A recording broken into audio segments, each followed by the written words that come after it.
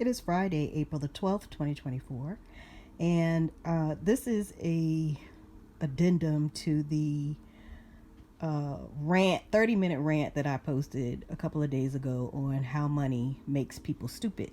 But let us start for the holy ones with a Bible scripture. Luke 14:28 through 30. Suppose one of you wants to build a tower.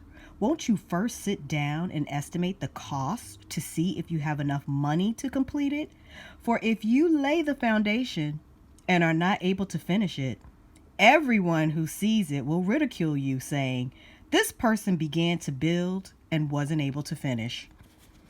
So in the rant that I did a couple days ago here, how money makes people stupid, I am discussing not only people who decide that they need to be entrepreneurs, but also my T-Mobile trauma, which I discuss in this video here. So I wanted to come back around and talk about another way that money and social media makes people stupid. Okay, so you watch the videos if you are curious about my T-Mobile trauma, because I do talk a little bit about my problems with T-Mobile.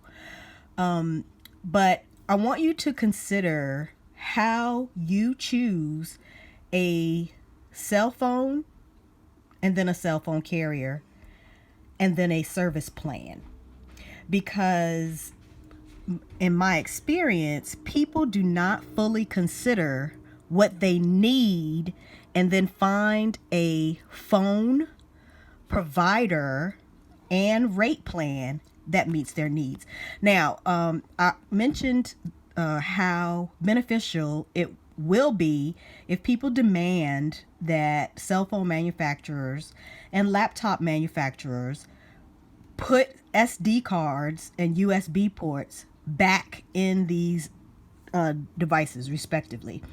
The reason that they took them out is because people have a reliance on not only their data plans, but also their storage. So if those things were replaced, then there would be no need for a cloud, and there would be no need for excessive or high rate data plans unless you spend a lot of time in the community doing something other than socializing. If the only way you socialize is by watching social media, then you're really isolated and probably depressed and melancholy and all of those kinds of things, because you aren't interacting with people, which is human nature. So anyway, I wanted to show you this website. I'm sure there are several others that are like it, where you can consider what you need, not what is popular. So the only phones people seem to know about are Samsung phones and Apple phones. There are so many other manufacturers of cell phones, and most of the cell phone carriers offer phones from a variety of brands.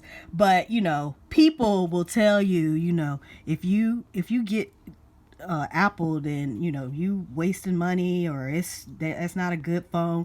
Or if you get a Samsung, the big clunky phone, stuff like that.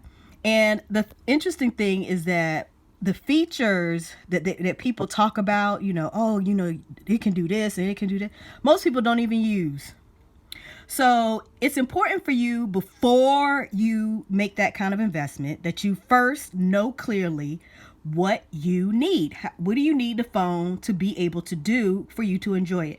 So everyone has had cell phones long enough now that they should be able to say, well, most of the time, and I think they even have like a usage thing on iPhones that'll tell you what apps and things like that you use the most and how long you spend using it, or so on and so forth.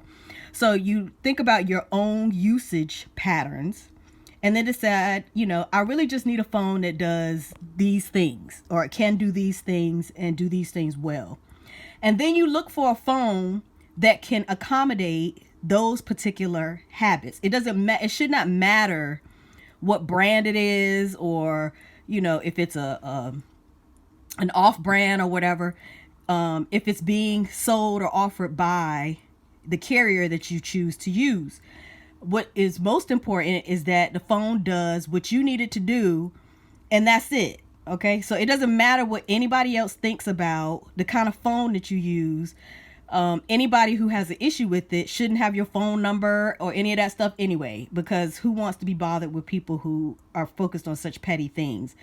But the phone, as long as the phone will allow people to contact you and vice versa, and can function in the way you use your cell phone, it's good enough. It's good enough.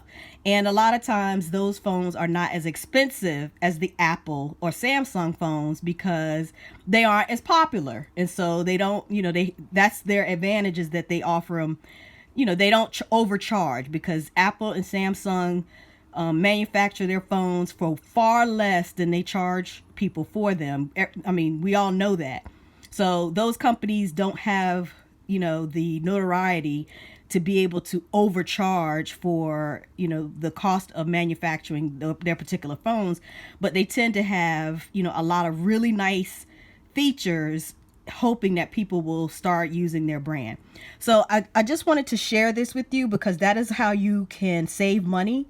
If you don't use your cell phone a lot when you're out in the community, you don't need a high rate data plan. You just need something very basic so that you can check your email or, whatever it is you do when you're out.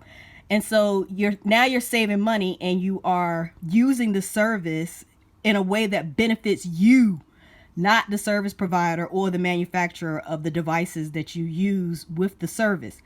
You need to be in control of these kinds of things, and it makes sense that you first need to understand what you need, and then you go and only get what you need.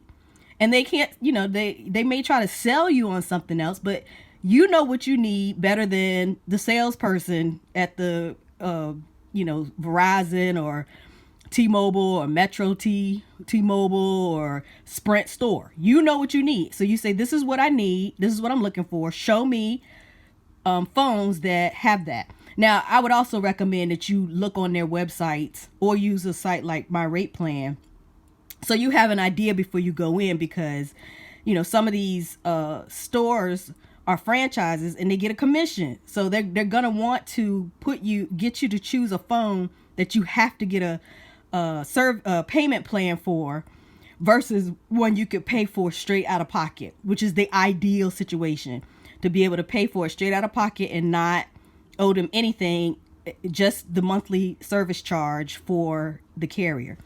I hope all of this is making sense to someone, and that you will let go of, people who are stupid and become intelligent, not artificially, and begin to make decisions about your life and how you utilize your own resources in ways that are meaningful for you.